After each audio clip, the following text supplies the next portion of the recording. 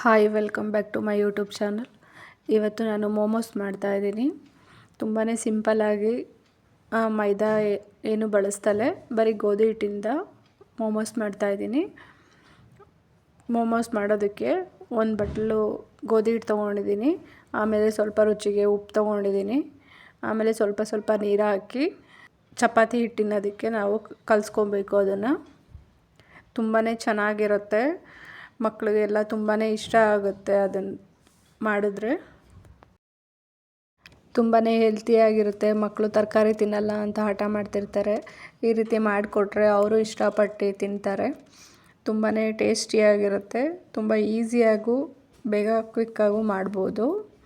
ಈ ರೀತಿ ನೀಟಾಗಿ ಎಲ್ಲ ಕಲಿಸ್ಕೊಬೇಕು. ಚಪಾತಿ ಹಿಟ್ಟಿನ ಅದಕ್ಕೆ ಕಲಿಸ್ಕೊಂಡ್ರೆ ಸಾಕು.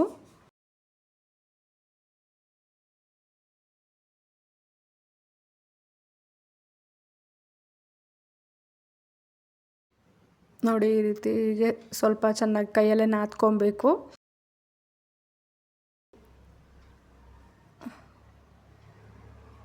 ಈಗ ಒಂದು ಸ್ಪೂನ್ ಎಣ್ಣೆ ಹಾಕಿದ್ದೀನಿ ನಾನು. ಈಗ ಒಂದು ಸ್ವಲ್ಪ ನಾದ್ಕೊಬೇಕು ಸ್ವಲ್ಪನೇ. ನೋಡಿ, ಇಷ್ಟ ನಾದ್ಕೊಂಡ್ರೆ ಸಾಕು. ಈಗ ಇದನ್ನು ನಾನು ಒಂದು ಹಾಫ್ ಆನ್ ಅವರ್ ಎತ್ತಿಟ್ಕೊಂಡಿದ್ದೀನಿ. ಅಷ್ಟೊತ್ತಿಗೆ ಅದಕ್ಕೆ ಚಟ್ನಿ ಮಾಡ್ಕೊಳ್ಳೋಣ. ಟೊಮೊಟೊ ಚಟ್ನಿ ಮಾಡ್ಕೊತಾ ಇದ್ದೀನಿ. ಅದಕ್ಕೆ ಒಂದು ಸ್ವಲ್ಪ ಕುದಿಯೋ ನೀರಿಗೆ ಎರಡು ಟೊಮೊಟೊ ಹಾಕ್ಕೊಂಡಿದ್ದೀನಿ. 2 ಬ್ಯಾಡಗಿ ಮೆಣಸಿನ್ಕಾಯಿ ಹಾಕ್ಕೊಂಡಿದ್ದೀನಿ. ಇದನ್ನು ಚೆನ್ನಾಗಿ ಬೇಯಿಸ್ಕೊಬೇಕು. ಆ ಸಿಪ್ಪೆ ಬಿಡೋವರೆಗೂ ಬೇಯಿಸ್ಕೊಂಡ್ರೆ ಸಾಕು. ಆಮೇಲೆ ಆ ಸಿಪ್ಪೆ ಎಲ್ಲ ತೆಗೆದು ಮಿಕ್ಸಿ ಜಾರ್ಗೆ ಹಾಕ್ಕೊಂಡು ರುಬ್ಕೋಬೇಕು.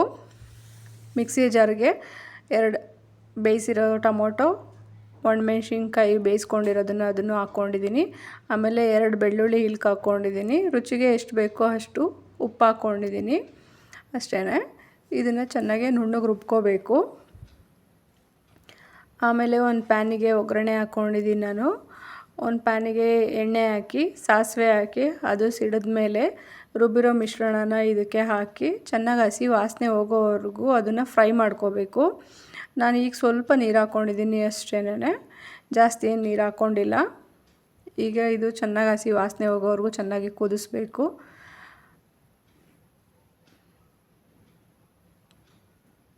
ನೋಡಿ, ಈ ಥರ ಆಗುತ್ತೆ. ಚೆನ್ನಾಗಿ ನೀರೆಲ್ಲ ಹಿಂಕೊಳ್ಳುತ್ತೆ. ಆದಮೇಲೆ ಈಗ ನಾನು ಮೋಮೋಸ್ಗೆ ಸ್ಟಫಿಂಗಿಗೆ ರೆಡಿ ಮಾಡ್ಕೊತಾ ಇದ್ದೀನಿ. ಅದಕ್ಕೆ ಸಣ್ಣದಾಗಿ ಹಚ್ಚಿರೋ ಈರುಳ್ಳಿ, ಹಸಿಮೆಣ್ಸಿನ್ಕಾಯಿ, ಕ್ಯಾಪ್ಸಿಕಮ್ಮು, ಕ್ಯಾರೆಟ್ನ ತುರಿದಿಟ್ಕೊಂಡಿದ್ದೀನಿ. ಆಮೇಲೆ ಬೀನ್ಸನ್ನು ತುಂಬ ಸಣ್ಣದಾಗಿ ಹಚ್ಕೊಂಡಿದ್ದೀನಿ. ಇವೆಲ್ಲವನ್ನು ಸಣ್ಣದಾಗೆ ಹಚ್ಕೋಬೇಕು. ಜಾಸ್ತಿ ದಪ್ಪ ಆದರೆ ಸ್ಟಫಿಂಗ್ ಚೆನ್ನಾಗಿರಲ್ಲ. ಆಮೇಲೆ ಒಂದು ಪ್ಯಾನಿಗೆ ಎಣ್ಣೆ ಹಾಕ್ಕೊಂಡಿದ್ದೀನಿ. ಎಣ್ಣೆ ಸ್ವಲ್ಪ ಬಿಸಿ ಆದಮೇಲೆ ಈರುಳ್ಳಿ ಹಾಕ್ಕೊಂಡಿದ್ದೀನಿ.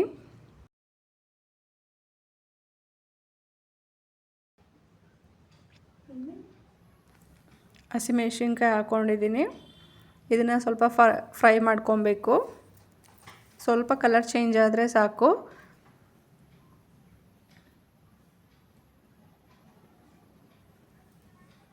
ತುಂಬ ಸಣ್ಣದಾಗಿ ಹಚ್ಕೊಂಡಷ್ಟು ತುಂಬ ಚೆನ್ನಾಗಿರುತ್ತೆ. ದಪ್ಪ ಹಚ್ಕೊಂಡ್ರೆ ಅದು ಸ್ಟಫಿಂಗ್ ಸರಿ ಹೋಗಲ್ಲ. ನಾವು ಗೋಧಿ ಹಿಟ್ಟು ಹಾಕಿರೋದ್ರಿಂದ ಅದು ಎಲ್ಲ ಹೊರಗಡೆ ಬಂದುಬಿಡುತ್ತೆ. ಮೈದಾ ಹಿಟ್ಟಾದರೆ ಅಷ್ಟೇನು ಹೊರಗಡೆ ಬರಲ್ಲ. ಗೋಧಿ ಹಿಟ್ಟಾಗಿರೋದ್ರಿಂದ ತುಂಬ ಸಣ್ಣದಾಗಿ ಹಚ್ಚಿದ್ರೆ ತುಂಬ ಚೆನ್ನಾಗಿರುತ್ತೆ. ಇಲ್ಲಾಂದರೆ ಎಲ್ಲ ಕಿತ್ಕೊಂಡ್ಬಂದ್ಬಿಡುತ್ತೆ. ಆಮೇಲೆ ಬೀನ್ಸ್ ಹಾಕ್ಕೊಂಡಿದ್ದೀನಿ. ಬೀನ್ಸನ್ನು ಚೆನ್ನಾಗಿ ಇದರಲ್ಲೇ ಬೇಯಿಸ್ಕೊಂಡಿರೋದು, ಎಣ್ಣೆನಲ್ಲೇ ನಾನು ಫ್ರೈ ಮಾಡ್ಕೊಂಡಿರೋದು. ಮೊದಲಿಗೆ ನಾನು ಯಾವುದೇ ರೀತಿ ಬೇಯಿಸ್ಕೊಂಡಿಲ್ಲ ಯಾವನ್ನೂ ತರಕಾರಿನ.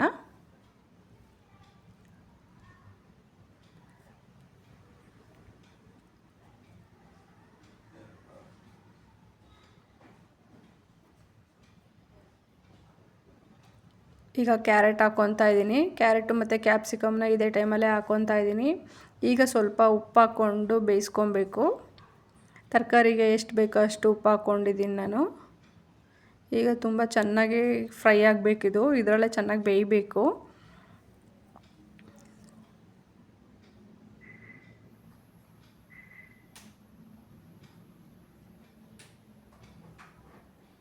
ಈಗ ಸ್ವಲ್ಪ ಲಿಡ್ ಕ್ಲೋಸ್ ಮಾಡಿ ಬೇಯಿಸಿದ್ರೆ ಬೇಗ ಬೇಯುತ್ತೆ. ಅದರಿಂದ ನಾನು ಒಂದು 2 ನಿಮಿಷ ಲಿಡ್ ಕ್ಲೋಸ್ ಮಾಡಿ ಒಂದು 5 ನಿಮಿಷ ಬೇಯಿಸ್ಕೊಂಡಿದ್ದೀನಿ.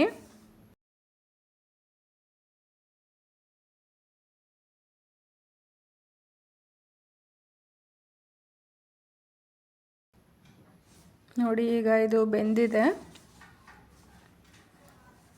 ನೀವು ಚೆಕ್ ಮಾಡ್ಕೊಳ್ಳಿ, ಬೀನ್ಸ್ ಎಲ್ಲ ಚೆನ್ನಾಗಿ ಬೆಂದಿದ್ರೆ ಇಷ್ಟೇ ಸಾಕಾಗುತ್ತೆ. ಇಲ್ಲಾಂದರೆ ಇನ್ನೊಂದು ಸ್ವಲ್ಪ ಲಿಡ್ ಕ್ಲೋಸ್ ಮಾಡಿ ಇನ್ನೊಂದೆರಡು ನಿಮಿಷ ಬೇಯಿಸ್ಕೋಬೋದು.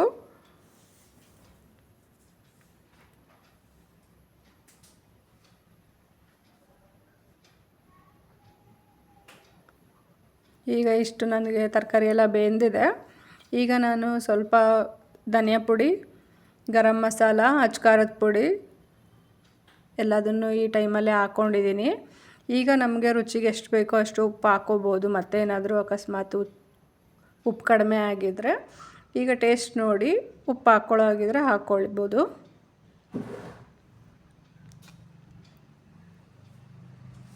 ಈಗ ಸ್ವಲ್ಪ ಅದು ಮಸಾಲೆ ಎಲ್ಲ ಹಸಿ ವಾಸನೆ ಹೋಗೋವರೆಗೂ ಚೆನ್ನಾಗಿ ಹುರ್ಕೊಬೇಕು.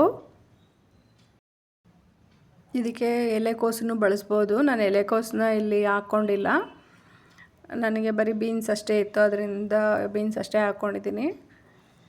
ಇಲ್ಲಿ ಟೇಸ್ಟ್ ಒಂದು ಸ್ವಲ್ಪ ಉಪ್ಪು ಕಡಿಮೆ ಆಗಿತ್ತು, ಅದರಿಂದ ಉಪ್ಪು ಹಾಕ್ಕೊಂಡೆ ನಾನು.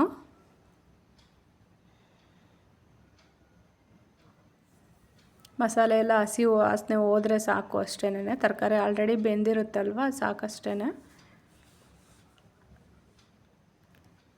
ಈಗ ಇದಾಗಿದೆ, ಇದನ್ನು ಫುಲ್ಲು ತಣ್ಣಗಾಗೋದಕ್ಕೆ ಬಿಡಬೇಕು. ಈಗ ನಾನು ಮೋಮೋಸ್ ಬೇಸ್ನ ಒತ್ಕೊತಾ ಇದ್ದೀನಿ. ನೋಡಿ ಇಷ್ಟು ಚಿಕ್ಕದಾಗಿ ತೊಗೊಂಡ್ರೆ ಸಾಕು. ಸ್ವಲ್ಪ ಮೀಡಿಯಮಾಗೆ ಒತ್ಕೋಬೇಕು, ಜಾಸ್ತಿ ದಪ್ಪನೂ ಬೇಡ, ಜಾಸ್ತಿ ತೆಳುಗೂ ಬೇಡ, ಮೀಡಿಯಮ್ ಸೈಜಲ್ಲೇ ಒತ್ಕೊಂಡ್ರೆ ಸಾಕು. ಜಾಸ್ತಿ ತೆಳ್ಳಗೆ ಒತ್ತಿದ್ರೆ ಚೆನ್ನಾಗಿರಲ್ಲ, ಕಿತ್ತೋಗ್ಬಿಡುತ್ತೆ ಎಲ್ಲ. ನೋಡಿ ಇಷ್ಟ ಆದರೆ ಸಾಕು, ಜಾಸ್ತಿ ತೆಳುಗೇನು ಬೇಡ. ಈಗ ಮಧ್ಯದಲ್ಲಿ ಸ್ಟಫಿಂಗ್ನ ಹಾಕ್ಕೊಂಡು ಈ ರೀತಿ ಫೋಲ್ಡ್ ಮಾಡಬೇಕು. ನಾನು ಫಸ್ಟ್ ಟೈಮ್ ಮಾಡ್ತಿರೋದ್ರಿಂದ ಈ ಥರ ಬರ್ತಾಯಿದೆ ಅಷ್ಟೇ. ಹೊರಗಡೆ ಎಲ್ಲ ತಿನ್ನೋದ್ರ ಬದಲು ನಾವೇ ಮನೇಲಿ ಹೆಲ್ತಿಯಾಗಿ ಈ ರೀತಿ ಮಾಡ್ಕೊಬೋದು. ಮಕ್ಕಳು ಇಷ್ಟಪಟ್ಟು ತಿಂತಾರೆ. ನೋಡಿ ಈ ಥರ ಬಂದಿದೆ. ನನ್ನ ಮಗಳೂ ನಾನು ಮಾಡ್ತೀನಿ ಅಂತ ಹೇಳಿ ಅವಳು ಮಾಡಿದ್ದಾಳೆ. ನನ್ನ ಜೊತೆಗೆ ಅವಳು ಒಂದೊಂದು ಮಾಡ್ತಾಯಿದ್ಲು.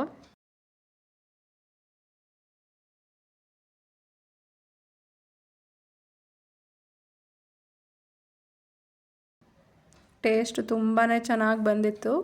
ನೀವು ಒಂದ್ಸಲ ಟ್ರೈ ಮಾಡಿ ನೋಡಿ. ನೋಡಿ ಇಷ್ಟೇ ಮೋಮೋಸು. ಈಗ ಇದನ್ನೇ ಸ್ವಲ್ಪ ಹಬೆನಲ್ಲಿ ಬೇಯಿಸಿದ್ರೆ ಆಯ್ತು ಅಷ್ಟೇನೆ. ಈಗ ಒಂದು ಪಾತ್ರೆಗೆ ನೀರು ಹಾಕಿ ನಾನು ಇಡ್ಲಿ ಪ್ಲೇಟ್ನ ಈ ರೀತಿ ಒಂದು ಸ್ವಲ್ಪ ಎಣ್ಣೆನ ಸವರ್ಕೊಂಡು ಈ ರೀತಿ ಎಲ್ಲದರಲ್ಲೂ ಒಂದೊಂದು ಇಟ್ಟಿದ್ದೀನಿ. ಒಂದು 10 ಮಿನಿಟ್ಸು ಹಬೆನಲ್ಲಿ ಬೇಯಿಸಿದ್ರೆ ಆಯಿತು ಅಷ್ಟೇನೆ. ಈಗ ಲಿಡ್ ಕ್ಲೋಸ್ ಮಾಡಿ ಒಂದು 10 ಮಿನಿಟ್ಸ್ ನಾನು ಬೇಯಿಸ್ಕೊಂಡಿದ್ದೀನಿ.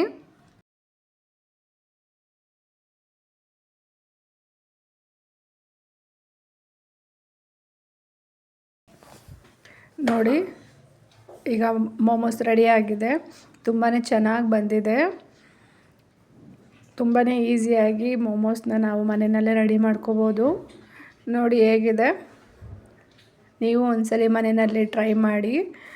ಇದನ್ನು ಚಟ್ನಿ ಜೊತೆಗೆ ಸರ್ವ್ ಮಾಡ್ತಾಯಿದ್ದೀನಿ.